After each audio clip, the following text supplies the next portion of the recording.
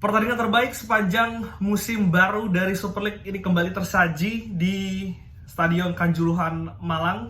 Persib Bandung berhasil mencuri 3 poin dari tim tuan rumah Arema Malang. Tadi pertandingan yang sungguh luar biasa, sangat berkualitas, intensitas yang sangat tinggi dan juga sangat seru bahkan sampai menit akhir. Karena tadi Persib Bandung setelah tertinggal 1-0 di babak pertama akhirnya berhasil membalikan keunggulan, mengembalikan keadaan menjadi 2-1 berkat gol Barba di penghujung laga.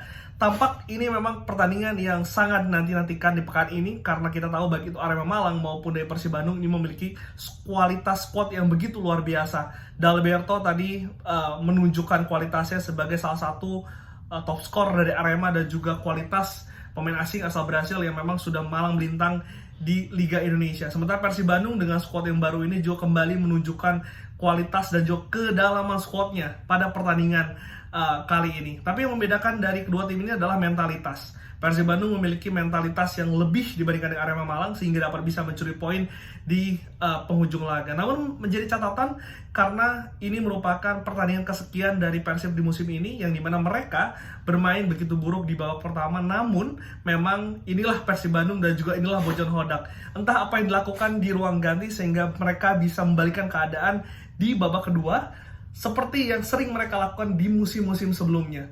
Ini menjadi kunci yang memang belum bisa dimiliki oleh semua klub di Super League sehingga ini membuat Persib Bandung memang harus saya katakan layak membawa 3 poin ke Bandung. Starting 11 karena kedalaman squad yang tadi sudah saya singgung membuat Persib Bandung ini memiliki banyak opsi karena kita tahu pada pertandingan kali ini Mark Locke dan juga Lucho ini tidak bisa bermain. Mark Locke mengalami cedera sehingga ada sejumlah perubahan yang dilakukan oleh Bojan Hodak. Yang mengagetkan adalah ketika Mark Locke dan juga Lucho yang menjadi dua penyangga atau dua nyawa dari Persib Bandung di lini tengah ini digantikan oleh Tom Hai yang memang sudah diprediksi akan menjalani debutnya sebagai starter pada pertandingan kali ini di Super League. Dan menarik adalah pasangannya, bukan Adam Alis yang diturunkan, melainkan Putros yang biasanya bermain sebagai back sayap ini ditugaskan untuk bisa menemani Tom Hai di lini tengah. Sementara untuk Reinders ini kembali dimainkan sebagai back kiri. Tentu ini merupakan debut dari Reinders yang kemarin pada ACL 2 tampil sangat luar biasa dan juga kemarin saat bermain di Bandung juga tampil begitu oke. Sementara untuk Beckham Putra yang sebelumnya atau pada musim-musim sebelumnya ini sempat ditugaskan untuk bisa bermain di sayap, ini kembali ke posisi asalnya, posisi semula dari Beckham Putra yaitu sebagai gelandang serang. Dan poin ataupun performa yang sangat luar biasa dari Beckham Putra di pos aslinya. Saya terakhir melihat Beckham Putra bermain seperti CAM ataupun berada di posisi CAM ketika SEA Games saat itu Indonesia pulang mendapatkan emas, meskipun saat itu Beckham tidak menjadi starter, tapi impact yang ia berikan ini begitu terasa ketika bermain di posisi sebagai gelandang serang. Dan ia buktikan karena pada malam hari ini Beckham Putra juga bermain sebagai kapten tim dari Persib Bandung sehingga memang tampak kualitas dari Beckham ini tidak diragukan dan juga ia bisa menunjukkan bagaimana ia bermain, kualitasnya, kualitas passing, bagaimana ia mengirimkan umpan kepada striker-striker Persib sangat luar biasa. Tapi ada satu hal yang mau saya catat adalah gol dari Arema Malang. Pure ini merupakan gol jiplakan, gol yang dipelajari oleh Arema Malang ketika Persib melawan Lion City Sailors, karena kita tahu golnya mirip, bahkan sama. Tapi bedanya kalau misalkan kemarin Lion City mengirimkan umpan dari lini kiri dari pertahanan Persib Bandung, untuk hari ini memang pos dari Kakang ini ditekan habis. Dan juga tadi umpan yang diberikan sebelum gol terjadi ini berasal dari sisi kanan yang tidak bisa diantisipasi atau tidak bisa ditutup, baik itu oleh Kakang di sana dan juga di tengah Matrikardi dan juga Reinders. Ini memang kalah duel udara karena memang kita tahu kualitas dari umpannya tadi bagus, bagaimana juga sundulan juga bagus sehingga Raja Paku Alam harus bisa mengut bola di awal pertandingan babak pertama. Tapi Persib Bandung harus diakui bisa merespon gol tersebut dengan cukup baik karena tadi setelah gol itu seperti mendapatkan lecutan, mereka akhirnya keluar menyerang dan saya catat ada 2 peluang emas dari Persib Bandung. Tentu peluang emas pertama adalah dari Ramon yang dimana sundulannya ini terkena tiang gawang. Tapi saya tidak mau menyoroti di situ, tapi menyoroti bagaimana peluang itu terjadi. Ada peran dari Beckham Putra, ada peran dari Kakang di situ sebelum bola cepat 1-2 sentuhan dilakukan di sisi pertahanan kiri dari Arema Malang, sebelum akhirnya bola tersebut dikasih ke Tom Hai. Kualitas Tom Hai yang kemarin dikritik akhirnya terjawab pada pertandingan kali ini. Dia tampil sangat luar biasa, terutama umpan-umpannya ke kotak penalti lawan. Umpan yang deras, umpan yang memanjakan striker, terbukti dari peluang Ramon. Seperti bola ini mencari kepala dari Ramon. Namun memang kurang beruntung sehingga peluang tersebut hanya membentur tiang gawang dari Adi Satrio. Tapi yang lainnya, peluang yang kedua adalah dari Uliam Barros. Saya sempat ngobrol sama beberapa rekan saya dan saya mengatakan bahwa Ramon sebetulnya kurang pas ataupun belum pas ditempatkan sebagai target man dari Persib Bandung. Pergerakannya lebih efektif ketika dia bermain sebagai sayap kanan atau sayap kiri dari Persib. Terbukti ketika peluang dari Uliam di akhir babak kedua, ada peran dari Ramon yang memang harus diakui bagaimana ia mengkeeping bola ini sangat baik, memiliki body yang kuat, sehingga memang sulit untuk bisa direbut oleh back-back dari Arema Malang. Sepertinya Bojan Hodak juga melihat situasi yang sama, karena kita tahu di babak kedua ketika pergantian pemain dilakukan, saat itu kita tahu Sadil dan juga Kakang, yang tadi Kakang saya katakan bermain underperform pada pertandingan kali ini, ditarik, dan juga ada dua nama yang dimasukkan, yaitu Adam Alis dan juga Andrew Jung. Adam Alis ditempatkan di posisi aslinya sebagai gelandang box to box didampingi oleh Tom Hai yang lebih menjaga kedalaman, sementara untuk Putros akhirnya digeser ke posisi Kakang di sisi kanan, dan Andrew Jung akhirnya ditempatkan sebagai target man.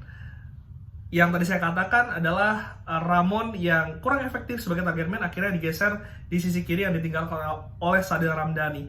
Dan memang tampak di awal babak kedua Persib Bandung mengambil alih serangan, intensitasnya lebih tinggi, dan peluang pertama didapatkan oleh Beckham Putra, di mana tendangan kerasnya ini kembali membentur tiang gawang. Dan nggak lama setelah itu Beckham Putra kembali menjadi motor. Tadi saya katakan di awal bahwa Beckham Putra ini bermain sangat luar biasa ketika bermain di posisi asli ya sebagai gelandang serang. Ada umpan tarik yang diberikan kepada Andrew Jung yang melebar, lalu Andrew Jung dengan kualitas ini melakukan ataupun memberikan passing yang bisa diselesaikan oleh Uliam Barros. Saya merupakan salah satu yang tidak yakin dengan kualitas Uliam Barros ketika awal-awal musim ini berjalan, tapi di 5 pertandingan ini dan juga beberapa uji coba dan kemarin di ACL, Uliam Barros tampak memberikan jawaban terhadap kritikan Bobotoh, kritikan para fans Persib Bandung, ataupun kritikan para pandit yang juga meragukan kualitasnya. Karena walaupun ia tidak memiliki badan sekekar dari David da Silva yang menjadi tumpuan dari Persib Bandung, tapi positioning dia sangat luar biasa, dan juga bagaimana ia memanfaatkan peluang sekecil apapun di depan mulut gawang lawan, sehingga membuat Uliam Barros untuk saat ini menjadi top skor sementara dari Persib Bandung.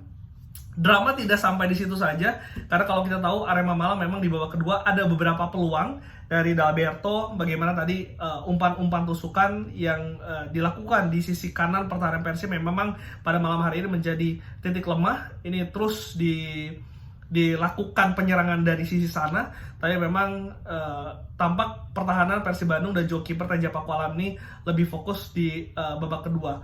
Putros sadar kalau tadi dia tidak menekel secara keras, memang ada peluang yang bisa membahayakan gawang dari Persib Bandung, karena kita tahu Arema Malang ini mengedepankan kecepatan dari sayap kirinya, dan juga tadi bagaimana mereka bermain sangat agresif dari lini pertahanan sampai lini depan. Mereka sangat bisa memanfaatkan celah-celah yang ditinggalkan oleh Persib Bandung yang tadi bermain sangat terbuka.